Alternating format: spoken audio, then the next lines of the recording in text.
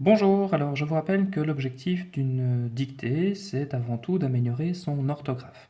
Alors pour l'instant, à défaut de ne pouvoir faire des dictées en situation réelle, donc je vous propose régulièrement, comme ici, l'analyse d'un texte et de certaines de ses difficultés orthographiques. Alors dans le texte ici que je vous présente, j'ai souligné plusieurs mots que nous allons essayer d'analyser de manière assez poussée pour bien comprendre leur accord respectif. Alors, premièrement, je vous rappelle toujours que lorsque je suis face à un texte, premier réflexe, je lis complètement et je me demande si j'ai bien compris le sens du texte et si j'ai bien compris tous les mots de vocabulaire. Si maintenant il y a un mot de vocabulaire que je n'ai pas compris, je vais vérifier la compréhension au dictionnaire. C'est aussi comme ça qu'on apprend des nouveaux mots. Donc, pour info, il s'agit d'une dictée du Balfroid. Pas un oiseau. Dans certains jardins, on observe le silence. Pas un oiseau n'a été repéré. Les rares oiseaux qui ont sillonné le ciel nous ont surpris. Comment expliquer ce phénomène? Les scientifiques parleront d'air pollué. Là où poussent des arbres fruitiers, c'est un peu différent. Dès que pointent les premières cerises, même vertes, voilà les merles et quelques mésanges prêts à se régaler. Le ramage de ces petits êtres fait partie du paysage. Dans les campagnes, des volées de moineaux détectent les moindres grains abandonnés.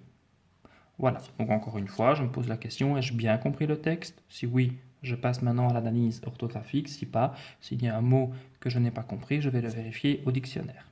Alors, le premier mot que je souhaitais ici analyser avec vous, donc ici, c'est observe. Donc observe, je vous rappelle que dans ce cas-ci, c'est un verbe et le sujet, c'est on. Donc troisième personne du singulier, on observe. Maintenant, moi, ce qui m'intéresse ici comme difficulté dans le mot observe, c'est le E que je vois ici. Alors, on est bien d'accord qu'oralement, je dis on observe, mais pourtant, je n'ai pas d'accent grave. Alors, c'est une petite particularité de la langue française. Il est très, très important de ne jamais l'oublier. C'est que lorsque un E est suivi de deux consonnes, je dois dire un est, mais ne pas mettre d'accent. D'accord? Alors attention, il peut s'agir de deux consonnes différentes, comme dans ce cas-ci. On observe, donc R et V. Donc le E est suivi de deux consonnes. Donc je n'ai pas d'accent, mais je dois quand même dire est. D'accord? Maintenant, c'est également valable si j'ai deux consonnes identiques. Donc par exemple, une poubelle. Poubelle, je ne mettrai pas d'accent grave parce que après le E, j'ai deux L. D'accord? Je vais retrouver ça aussi avec une recette de cuisine. Sur le deuxième E, je ne mettrai pas d'accent grave, mais par contre, je vais bien dire un E, une recette, parce que ce E est suivi de deux consonnes. Donc attention, première difficulté. Donc dans certains jardins, on observe le silence. Pas un oiseau n'a été repéré. Les rares oiseaux qui ont sillonné le ciel nous ont surpris. Alors ici, j'ai le mot sillonner.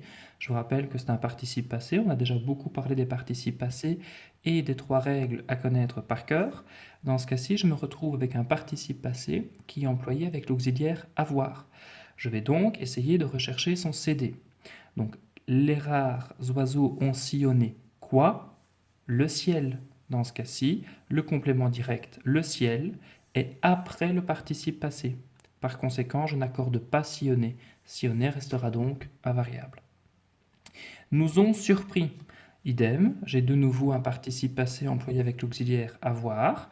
Et là, je vais rechercher une fois de plus le complément direct. Donc par conséquent, les rares oiseaux ont surpris qui? La réponse, c'est nous. Nous est au pluriel, par conséquent, surpris sera au pluriel.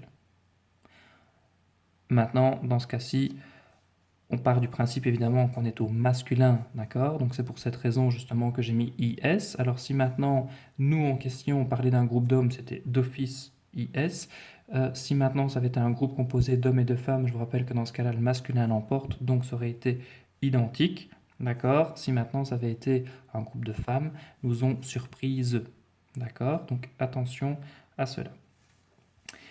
Et quoi qu'il en soit, voilà, dans ce cas-ci, donc je dois le laisser IS. Oui, il est au pluriel, mais même s'il avait été au singulier, si on efface une exception, j'aurais quand même dû mettre un S. D'accord? Mais ça, c'est une petite difficulté aussi qu'il ne faut pas oublier par rapport à ce mot bien précis. Comment expliquer ce phénomène? Idem, je me demande, expliquer, est-ce que je dois mettre ER ou E accent aigu? D'accord? On a vu précédemment que dans ce cas-là, je pouvais essayer de remplacer par faire ou dire. Comment faire ce phénomène? Oui, je peux le remplacer par faire, par conséquent, c'est un infinitif. Je vais donc mettre expliquer à l'infinitif ER. Les scientifiques parleront d'air pollué. Alors attention, là c'est une erreur qui est également très courante. Parleront, on ne sait jamais s'il faut l'écrire avec ONT ou ONS. Je vous rappelle que dans ce cas-là, je dois aller rechercher le sujet. Ici, les scientifiques. Les scientifiques, c'est à la troisième personne du pluriel, par conséquent, ONT. Par contre, si ça avait été nous parlerons, dans ce cas-là, ça aurait été ONS. D'air pollué, pollué, je suis face à un participe passé employé seul. Je vais donc rechercher le nom auquel il se rapporte, air, masculin singulier, pollué, masculin singulier. Là où poussent des arbres fruitiers. Attention ici, le là, difficulté. Et là, un petit rappel s'impose. Alors, je vous rappelle qu'il y a 4 là possibles. J'ai le là qui peut être un déterminant article défini, par exemple la haie de mon jardin. J'ai le là qui peut être un pronom, donc un pronom remplace un nom ou un groupe de mots, n'oubliez pas. Donc par exemple, je la taille. Donc imaginons que je parle toujours de la haie de mon jardin. Je la taille. Dans ce cas-ci, le là est un pronom qui remplace la haie de mon jardin. Le là peut être également un nom commun. En musique, par exemple, do, ré, mi, fa, sol, la, si, do. Donc dans ce cas-ci, c'est un nom commun, c'est le nom d'une des notes de musique. Attention, cela-ci, il est différent des autres. Il s'agit de l'adverbe. Et dans ce cas-là, je ne dois surtout pas oublier de mettre un accent. D'accord? Cet arbre-là, donc ce n'est pas n'importe quel arbre, c'est l'arbre qui est là, qui est à cet endroit, qui est ici. D'accord? Donc dans ce cas-ci, je dois absolument mettre un accent. Autre cas de figure, il est là, idem, donc il est là, il est à cet endroit, il est ici, adverbe, donc là avec accent. Donc le là s'écrit toujours LA, sauf lorsqu'il est adverbe, LA avec un accent sur le A, ne jamais oublier. Alors, ou je vous rappelle que si j'hésite, je peux le remplacer par ou bien, et je vois si c'est possible ou pas. Si je peux le remplacer par ou bien, je le laisse comme ça. Si maintenant je ne peux pas le remplacer par ou bien, je dois mettre un accent. Dans ce cas-ci, je ne peux pas le remplacer par ou bien, par conséquent, je mets mon accent. Donc là où poussent des arbres fruitiers, difficulté, mon sujet n'est pas vraiment devant, donc je vais devoir le rechercher un peu plus loin dans la phrase, et dans ce cas-ci, je me pose la question, c'est quoi en fait qui pousse? Dans ce cas-ci, ce sont des arbres fruitiers. Donc j'ai mon sujet qui est après, des arbres fruitiers, troisième personne du pluriel, le verbe sera donc à la troisième personne du pluriel. C'est un peu différent. Dès que pointent les premières cerises, même difficulté, j'ai ici un verbe, dont le sujet est en fait après. Donc je dois aller le chercher un petit peu plus loin dans la phrase. Les premières cerises, sujet, troisième personne du pluriel, par conséquent le verbe sera à la troisième personne du pluriel. Même verte, alors là si je ne sais pas comment accorder verte, j'essaie tout simplement de voir à quoi cela se rapporte, et je vois clairement d'après le sens de la phrase qu'en fait ce sont les premières cerises qui parfois sont vertes, donc même verte. Donc verte s'accorde avec les premières cerises, féminin pluriel, féminin pluriel. Voilà les merles et quelques mésanges prêts à se régaler. Alors là, autre difficulté, on aurait tendance à dire prête à se régaler. Pourquoi? Parce que prêt se rapporte à mésange et que mésange est juste avant et est au féminin. Mais attention, ici, cet adjectif ne se rapporte pas qu'à mésange, il se rapporte à les merles et quelques mésanges. Par conséquent, dans ce groupe, j'ai une partie au masculin pluriel et une autre au féminin pluriel. Et je vous rappelle que lorsque j'ai du masculin et du féminin, c'est le masculin qui l'emporte. Donc prêt sera au masculin pluriel, prêt à se régaler. Le ramage de ces petits êtres, attention dans ce cas-ci, ce n'est pas l'infinitif être, ce n'est pas l'auxiliaire, d'accord? Donc je parle ici d'un être, petit bonhomme, d'accord?